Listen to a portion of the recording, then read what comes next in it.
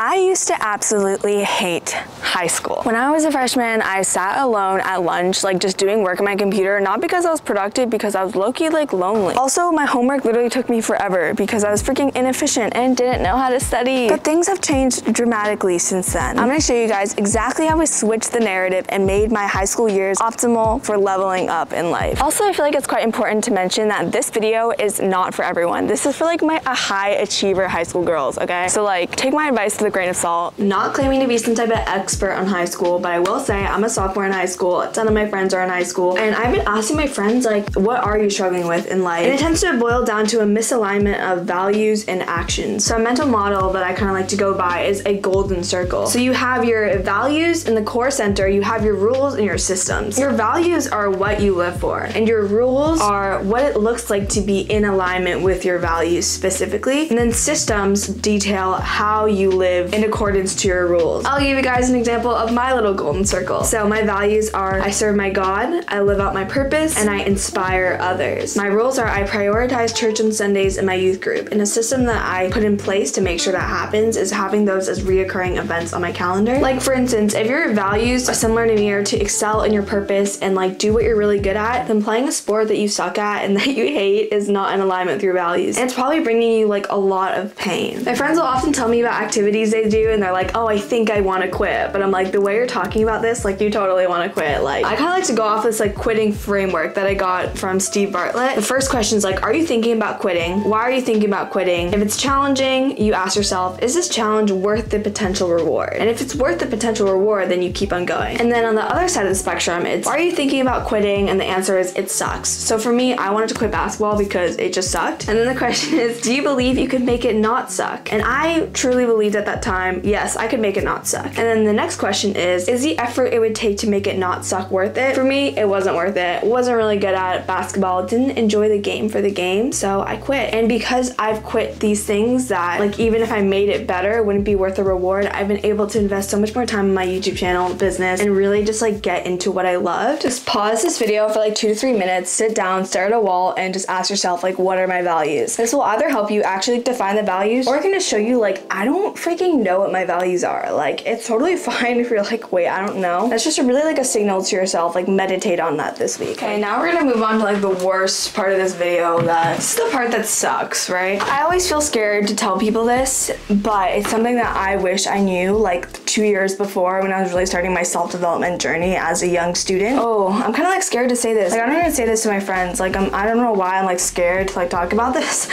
But like a lot of the times people aren't actually like that busy. Like I'm not that busy. I always have time for something. Like when someone tells me, oh, I don't have an hour in my day to work out, I'm like, then you don't have a life anymore. Like if I ever tell you guys, oh, I have no time to work out, like that means I no longer have a life. And sleep is super important, but if something's really important to you, like I will cut back an hour of sleep, but like there's never not enough time. But procrastination's a big issue. Parkinson's law states that work expands to fill the amount of time allotted. I was just really common in high school where you see like super high achieving students that take really hard classes and then students that don't. They're both like stressed. So then it's like, why are you guys both stressed if you have different workloads? And yes, extracurriculars factor into that. But I find that you just get used to whatever workload you have, and then that just like invites procrastination. A lack of discipline is the root to your procrastination. I'm saying this because it was to mine too. Like I used to really struggle with discipline. It can't be like taught in a video, but it can definitely be built. But at the end of the day, you need a purpose behind your discipline. I wanted to be disciplined so that I could keep on making YouTube videos in high school, still doing hard classes, because I was really scared like the pressure and weight of high school would like rip away my time for YouTube. But if I had nothing to look forward to, I probably would procrastinate. So I think that's where the value piece goes in. Like, what are you living for outside of school? When it comes to stuff inside of school, I really want to share some study tips that really helped me in high school. Honestly, when I was middle school, I felt very insecure.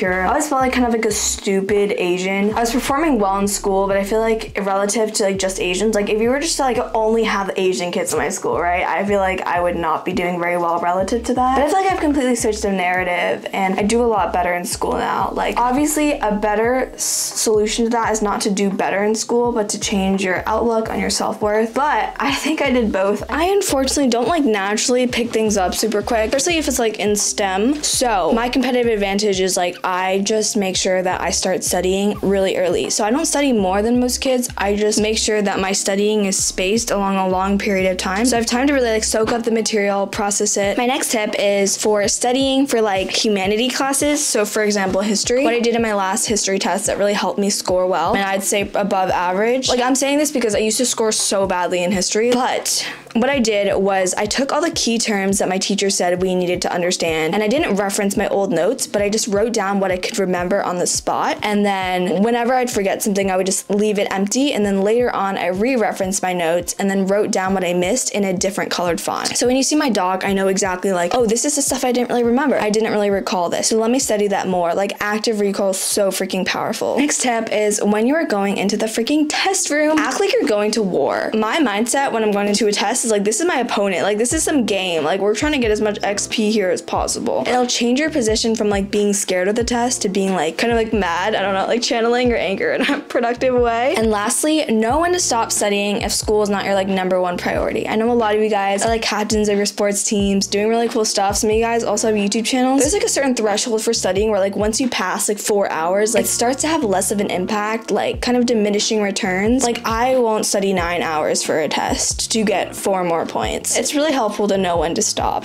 Okay, let's chat about health and fitness. So quick thing on health that I'm gonna be trying this month, like this is not only like a tip because still experimenting, but I ordered some powdered meals from Huel. I'm gonna start bringing these to school and just like start drinking liquid meals because I'm like too lazy to make my school lunch, and the lunch that my school sells is like pretty unhealthy. So I'm trying to see if my health will be better this way. Also with fitness, what's really worked for me is going to the gym for a shortened amount of time, but very consistently. And this can even be working out at home if you don't have a gym membership. Extracurriculars. Literally, I love this topic. Like you deserve to have extracurriculars that make you feel freaking alive, pumped up, excited. If you don't like being in the environment of school, like don't sign up for a school sport that like you're gonna have to do like unless you enjoy it. And like there's so much pressure, I feel like, for your extracurriculars to look super packed for colleges. But honestly, if you go and do your own personal project that you're super passionate about, it's gonna look so much better. That's all I have for you guys, and I'll see you guys in the next video.